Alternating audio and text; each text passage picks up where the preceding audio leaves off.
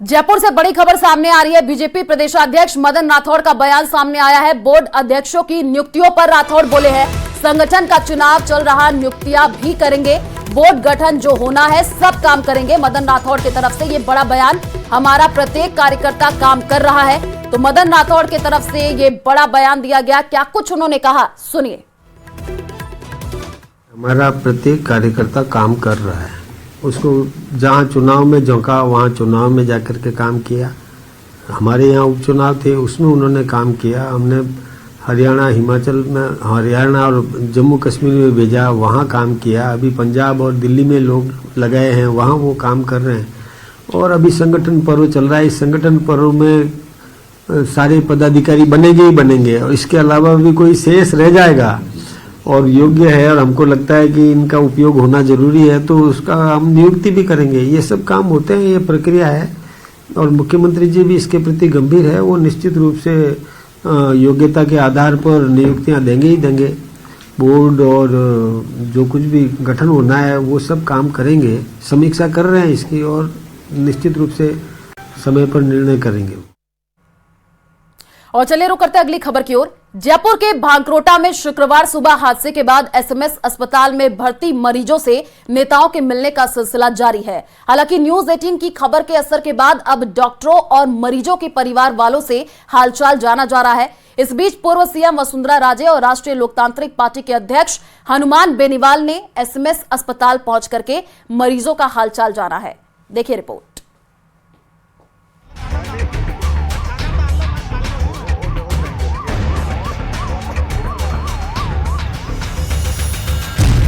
भांकरोटा अग्निकांड के पीड़ितों से मिली वसुंधरा राजे।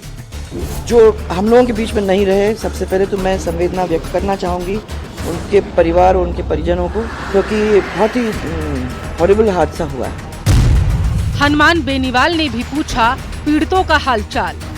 बार बार ऐसे हादसे होना कहीं न कहीं किसी न किसी की लापरवाही उजागर करती है। एसएमएस अस्पताल में चल रहा है 23 लोगों का इलाज।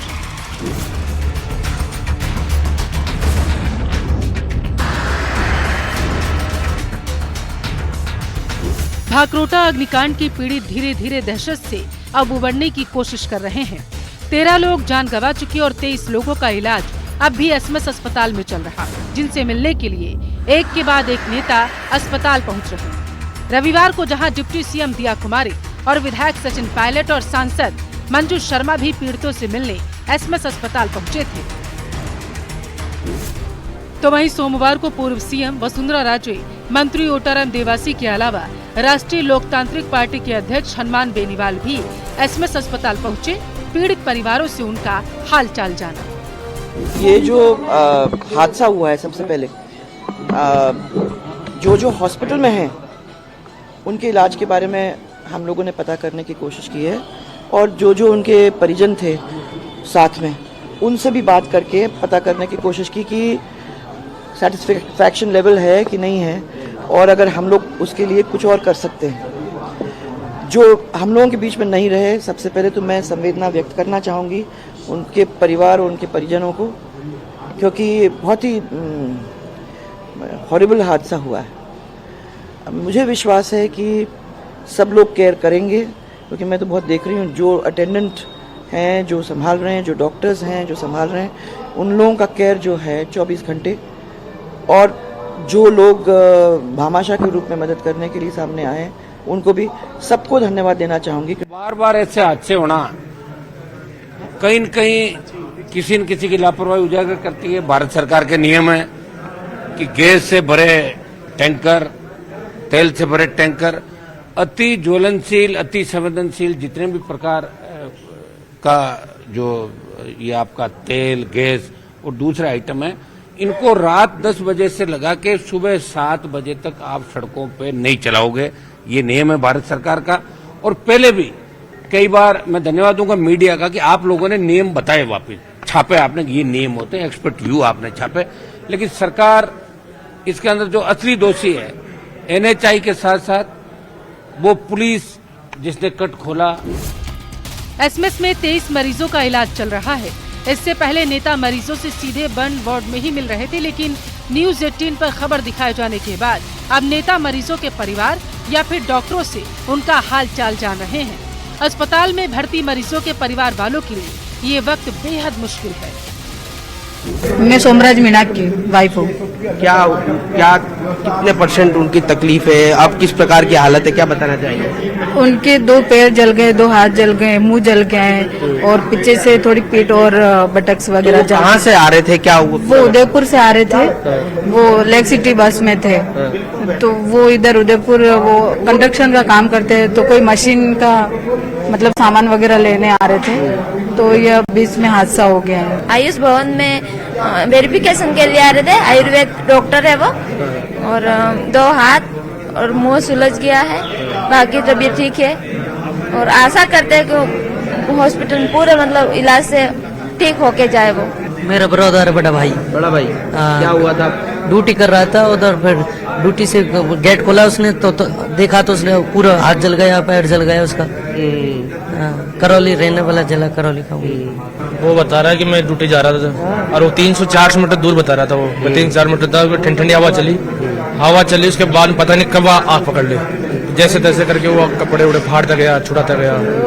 फिर वो अपने दोस्त को फोन किया तुरंत, फिर वो आया, फिर वो पर्सनल एम्बुलेंस लेके इसको एडमिट करवाया। मेरा छोटा भाई है। क्या हुआ था उसको भी ये एक्सीडेंट में ये जो आग उग लगी ना।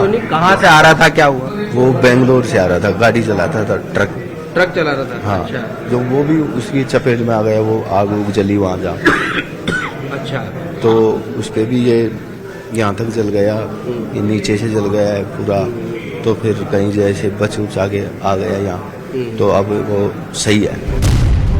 अस्पताल में भर्ती मरीजों की ताज़ा स्थिति की बात करें तो एसएमएस मेडिकल कॉलेज के प्रिंसिपल डॉक्टर दीपक महेश्वरी के मुताबिक अभी 3 मरीज वेंटिलेटर पर हैं, 5 मरीज गंभीर रूप से घायल हैं, जबकि कुछ मरीजों को डिस्चार्ज किया जा सकता है। अभी हमारे पास 23 पेशेंट्स एडमिट हैं, उनमें से 3 पेशेंट वेंटिलेटर पर हैं और यदि माने तो करीब 5 या 6 थोड़े से क्रिटिकल हैं। बाकी 4-5 पेशेंट ऐसे हैं जो जिनको हम डिस्चार्ज कर सकते हैं या उनकी रिकवरी से डॉक्टर सेटिस्फाइड हैं। बाकी सबका इलाज चल रहा है। देखिए, ये थोड़ा सा लंबा प्रोसेस होने वाला है, थोड़ा समय लगने वाला है, क्योंकि जो बर्न होता है उसकी रिकवरी भी बड़ी धीरे धीरे होती है। कल भी डॉक्टर साहब ने जो है हमारे यहाँ 2 लोगों को स्किन फ्लैप्स लगाए टू कवर देयर वुंड्स। तो चल रहा है, धीरे धीरे समय लगेगा। मामले में अब तक किसी की गिरफ्तारी नहीं हुई, लेकिन सरकार ने जांच के लिए 6 सदस्यीय कमेटी का गठन जरूर कर दिया है। लेकिन इस बीच हाई कोर्ट ने टिप्पणी करते हुए सरकार को तुरंत ही गंभीर जांच की सलाह दी। फिलहाल हादसे में झुलसे लोगों का इलाज जारी, लेकिन अब देखना ये होगा कि हाई कोर्ट की सख्त टिप्पणी के बाद राज्य सरकार क्या एक्शन लेती है। Bureau report, news 18 Rajasthan.